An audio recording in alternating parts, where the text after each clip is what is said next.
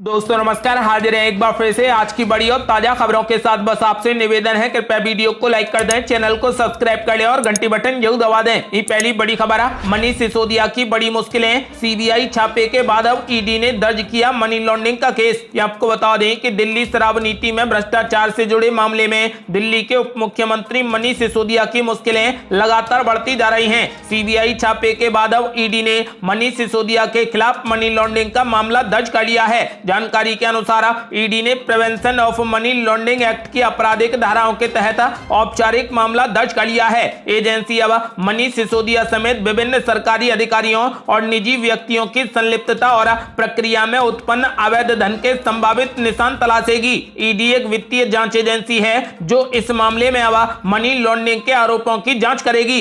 अगली बड़ी खबर, मुख्यमंत्री अरविंद केजरीवाल ने बीजेपी पर बोला बड़ा हमला। बोले मनीष सिसोदिया को 2 से 3 दिन में किया जा सकता है गिरफ्तार। ये आपको बता दें कि दिल्ली के मुख्यमंत्री अरविंद केजरीवाल ने कहा कि राष्ट्रीय राजधानी में आबकारी नीति मामले में सीबीआई जांच का सामना कर रहे उप मुख्यमंत्री मनीष सिसोदिया को 2 से 3 दिन में गिरफ्तार किया जा सकता है। ये बातें केजरीवाल ने अपने गुजरात दौरे के दौरान कही। यहाँ उन्होंने राज्य में कई तरीके की घोषणाएं भी की हैं। आम आदमी पार्टी के राष्ट्रीय संयोजक केजरीवाल ने कहा कि उन्होंने एक झूठे मामले के आधार पर मनीष सिसोदिया के यहां सीबीआई की छापेमारी कराई, जबकि उन्होंने कुछ भी गलत नहीं किया। इस मौके पर मनीष सिसोदिया भी मौजूद थे। आपको बता दें कि केजरीवाल ने अगले 5 सालों में गुजरात के हर युवा के लिए 15 लाख रोजगार पैदा करने के आम आदमी पार्टी के वादे को दोहराया। उन्होंने कहा कि आम आदमी पार्टी ने एक भर्ती कैलेंडर तैयार किया है जिसमें आप सरकार आने के बाद 1 साल के अंदर कई पद भरे जाएंगे। केजरीवाल ने कहा कि वो जानते हैं कि नौकरियां कैसे पैदा की जाती हैं और दिल्ली में उनकी सरकार ने कई जरिए से 12 लाख युवाओं को रोजगार दिया है। उन्होंने कहा कि हमारा इरादा साफ है, मैं गुजरात के सभी युवाओं को नौकरी देने की गारंटी देता हूं। दिल्ली के मुख्यमंत्री केजरीवाल ने पीएम मोदी पर हमला करते हुए कहा कि गुजरात में युवाओं के उत्साह को देखते हुए ऐसा लगता है कि मनीष सिसोदिया को 10 दिन के बजाय 2 से 3 दिन में ही गिरफ्तार कर लिया जाएगा। अगली बड़ी खबर, किसानों की एकता में पड़ी फूट। दिल्ली के प्रदर्शन से अलग हुआ संयुक्त किसान मोर्चा। आपको बता दें कि किसान संगठनों की ओर से सोमवार को दिल्ली में प्रदर्शन किया गया था और महापंचायत भी की गई, लेकिन किसान संगठनों में ही इस मसले को लेकर फूट पड़ती दिख रही है। संयुक्त किसान मोर्चा ने इस आंदोलन से खुद को अलग कर लिया है और कहा कि हमारा इससे कोई भी लेना देना नहीं। दिल्ली की सीमाओं पर 1 साल तक चले प्रदर्शनों का नेतृत्व करने वाले संगठन ने कहा कि हमने इस बार किसी भी प्रदर्शन या आंदोलन का आह्वान नहीं किया। संयुक्त किसान मोर्चा ने भी साफ कर दिया है कि ये आंदोलन उन कुछ संगठनों ने बुलाया है जो 2020-21 के दौरान हुए प्रदर्शन का हिस्सा थे। आपको बता दें कि दिल्ली के प्रदर्शन करने वाले किसान संगठनों ने मांग की है कि लखीमपुर खीरी में हुई घटना में अपने लोगों को खोने वाले किसानों को न्याय दिया जाए। इसके अलावा बीते 9 महीनों से जेल में बंद किसानों को रिहा किया जाए। केंद्रीय मंत्री अजय मिश्र टेनी को अरेस्ट किया जाए। यही नहीं, किसान संगठनों ने केंद्र सरकार से एमएसपी गारंटी कानून और इलेक्ट्रिसिटी अमेंडमेंट बिल को वापस लेने की भी मांग की है, लेकिन संयुक्त किसान मोर्चा के इससे अलग होने के चलते किसानों के बीच ही एकता में अब काफी कमी देखी जा रही है। अगली बड़ी खबर, शरद पवार ने विपक्षी दलों से की बड़ी अपील। कहा मतभेदों को अलग रखकर बीजेपी के खिलाफ एकजुट हों सभी दल। आपको बता दें कि एनसीपी अध्यक्ष शरद पवार ने विपक्षी पार्टियों से अपने अपने मतभेदों को अलग रखकर वर्ष 2024 के लोकसभा चुनाव में सत्तारूढ़ भारतीय जनता पार्टी के खिलाफ एकजुट होने का आह्वान किया है। उन्होंने आम आदमी पार्टी के साथ खड़े नहीं होने पर कांग्रेस को भी लताड़ा। आम आदमी पार्टी दिल्ली आबकारी नीति में कथित अनियमितताओं को लेकर केंद्रीय एजेंसियों की जांच का सामना कर रही है। शरद पवार ने पार्टी के अल्पसंख्यक इकाई की बैठक को संबोधित करते हुए कहा कि ये कांग्रेस का कर्तव्य है। आपके अरविंद केजरीवाल से मतभेद हो सकते हैं, लेकिन हमारी वास्तविक लड़ाई बीजेपी के साथ है। हमारी लड़ाई सांप्रदायिक ताकतों के साथ है। एनसीपी प्रमुख ने कहा कि हमें कोई ऐसा कदम नहीं उठाना चाहिए जिससे प्रत्यक्ष या फिर परोक्ष रूप से सांप्रदायिक ताकतों को लाभ मिले। ये बात हर किसी को याद रखनी चाहिए। उन्होंने कहा कि यहां तक कि आपातकाल के दौरान भी राजनीतिक पटल पर यह भावना थी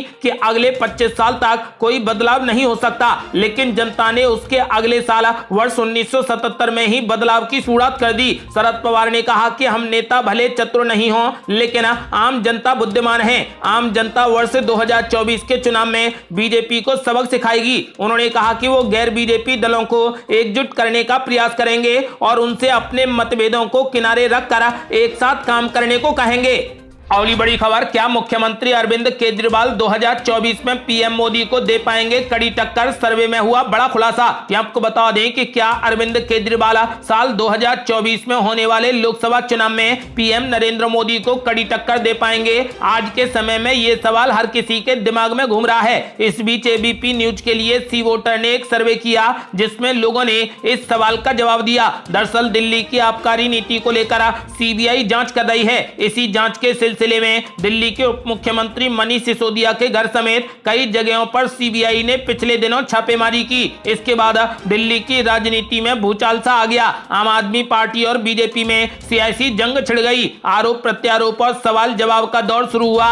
कई प्रेस कॉन्फ्रेंस की गई। इसी दौरान आम आदमी पार्टी ने इसे 2024 की चुनावी जंग करार दिया। इस पूरे झगड़े पर आम जनता क्या सोचती है? जो वोटर है वो इस पूरे खेल को किस तरीके से देख और समझ रहे हैं, यही जानने के लिए एबीपी न्यूज के लिए सी वोटर ने देश का मूड भांपने की कोशिश की। इस सर्वे में 2102 लोगों ने हिस्सा लिया। इस सर्वे के दौरान लोगों से पूछा गया कि क्या केजरीवाल 2024 में मोदी को टक्कर दे पाएंगे। इसके जवाब में 44% लोगों ने हाँ में उत्तर दिया, वहीं 56% लोगों ने ना में उत्तर दिया। 56% लोगों का मानना है कि 2024 के लोकसभा चुनाव में केजरीवाल पीएम नरेंद्र मोदी को टक्कर नहीं दे पाएंगे।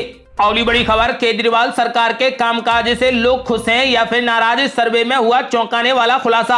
आपको बता दें कि दिल्ली सरकार की नई आबकारी नीति मामले में उप मुख्यमंत्री मनीष सिसोदिया के खिलाफ सीबीआई जांच को लेकर आम आदमी पार्टी और बीजेपी के बीच में सियासी घमासान छिड़ा है। बीजेपी इस केस को लेकर केजरीवाल सरकार पर घोटाले का आरोप लगा रही है। वहीं आम आदमी पार्टी ने आबकारी घोटाले के आरोपों से साफ इनकार कर दिया है और पलटवार करते हुए मोदी सरकार पर जानबूझकर बदले की भावना से उनके खिलाफ जांच एजेंसी का दुरुपयोग करने का आरोप लगाया है। एबीपी न्यूज के लिए किए गए सी वोटर के त्वरित सर्वे में लोगों से पूछा गया कि केजरीवाल सरकार के कामकाज से लोग खुश हैं या नाखुश। इस सवाल के जवाब में 60% लोगों ने कहा कि वे केजरीवाल सरकार के कामकाज से खुश हैं और 40% लोगों ने नाखुश होने की बात कही है। आपको बता दें कि इस सर्वे के नतीजे लोगों की व्यक्तिगत राय पर आधारित हैं। इसमें हमारे चैनल का कोई भी लेना देना नहीं है। अगली बड़ी खबर, कांग्रेस ने भारत जोड़ो यात्रा का किया ऐलान। कई शहरों में दिल्ली चलो का नारा बुलंद करेगी कांग्रेस। आपको बता दें कि 7 सितंबर से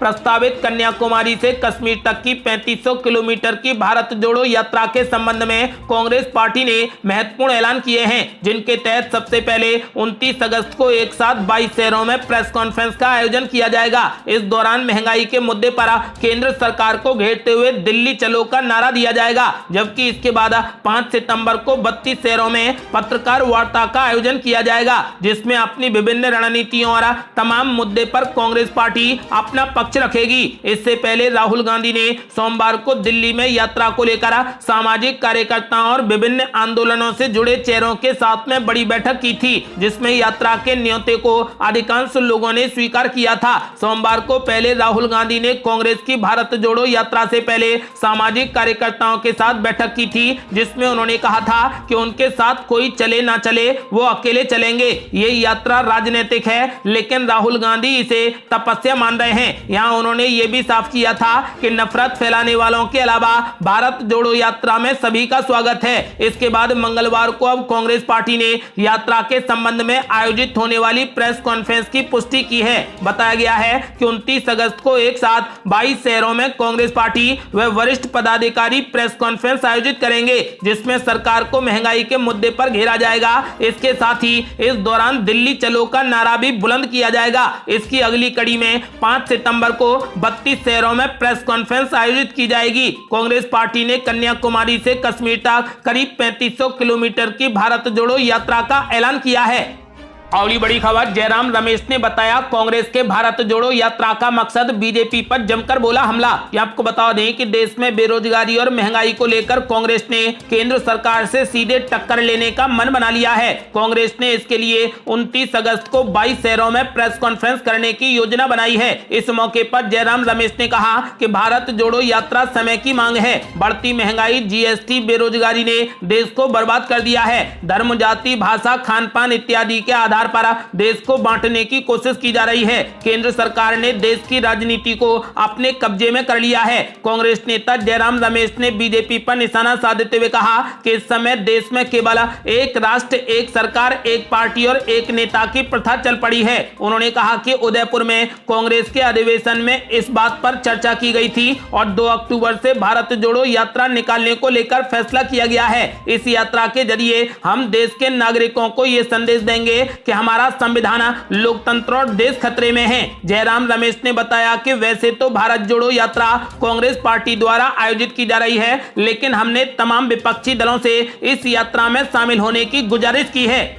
अगली बड़ी खबर, बीजेपी अध्यक्ष जेपी नड्डा का बड़ा ऐलान, बोले रेवड़ी बांटना नहीं बल्कि सशक्त करना हमारा लक्ष्य है। ये आपको बता दें कि भारतीय जनता पार्टी के राष्ट्रीय अध्यक्ष जेपी नड्डा ने पीएम नरेंद्र मोदी से जुड़ी पुस्तक मोदी @20 को लेकर आयोजित एक कार्यक्रम में शिरकत की। बीजेपी के राष्ट्रीय अध्यक्ष जेपी नड्डा ने कार्यक्रम को संबोधित करते हुए कहा कि मोदी जी एक जीवन एक लक्ष्य को लेकर सार्थक रूप से जीते हैं। मोदी जी हर पल देश की सेवा के लिए समर्पित हैं। ये सिर्फ कहने के लिए नहीं, ये हम सभी ने देखा है उनको जीते हुए। उन्होंने कहा कि हर दिन, हर पल, हर वर्ष मोदी जी की पॉपुलैरिटी बढ़ती ही गई है। जब जब आप सर्वे कराते हो तो देखते हो कि सीटों का आंकड़ा भी बढ़ा है और उनकी पॉपुलैरिटी भी बढ़ी हुई है। बीजेपी के राष्ट्रीय अध्यक्ष ने प्रधानमंत्री नरेंद्र मोदी की तारीफ में आगे कहा कि मोदी जी के 50 साल के सार्वजनिक जीवन, 20 साल के प्रशासनिक जीवन में भ्रष्टाचार उनको छू तक नहीं पाया है। मोदी जी ने जीवन की बहुत सी चीजों को बदलने का प्रयास किया है। मोदी जी ने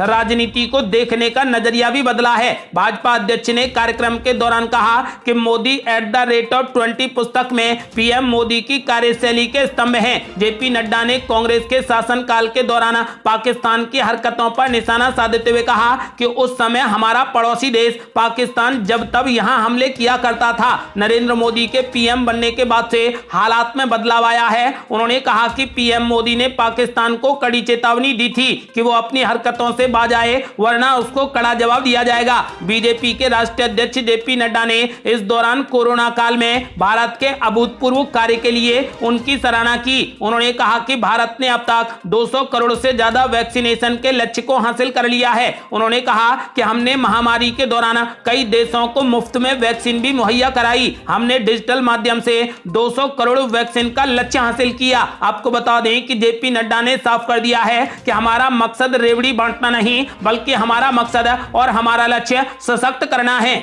अगली बड़ी खबर, गुलाम नबी आजाद और आनंद शर्मा के झटके के बाद अब भूपेंद्र सिंह हुड्डा ने भी कांग्रेस हाईकमान को दे डाली नसीहत। आपको बता दें कि बीते एक सप्ताह में कांग्रेस को दिग्गज नेताओं की ओर से जम्मू कश्मीर से लेकर हिमाचल तक में बड़े झटके लगे हैं। इस बीच हरियाणा के पूर्व मुख्यमंत्री भूपेंद्र सिंह हुड्डा ने भी कांग्रेस लीडरशिप को बड़ी सलाह दे डाली है कि वो वरिष्ठ नेताओं की चिंताओं को सुने। गुलाम नबी आजाद ने जम्मू कश्मीर कांग्रेस की चुनाव समिति के अध्यक्ष पद से इस्तीफा दे दिया था। इसके बाद आनंद शर्मा ने भी हिमाचल प्रदेश की चुनाव समिति से इस्तीफा दे दिया। दोनों नेताओं की राय थी कि वो राष्ट्रीय राजनीति में रह चुके हैं और प्रदेश के मामलों की समिति में रखना एक तरीके से उनका डिमोशन है। इस बीच भूपेंद्र सिंह हुड्डा का कहना है कि हाईकमान को नेताओं के कद के अनुसार ही उन्हें काम देना चाहिए। उन्होंने कहा कि फिलहाल ये वक्त ऐसा है जब पार्टी को एकजुट और मजबूत रहने की जरूरत है। भूपेंद्र सिंह हुड्डा ने इकोनॉमिक टाइम्स से कहा कि यह दुर्भाग्यपूर्ण है कि गुलाम नबी आजाद और आनंद शर्मा ने कांग्रेस की चुनाव समितियों से इस्तीफा दे दिया।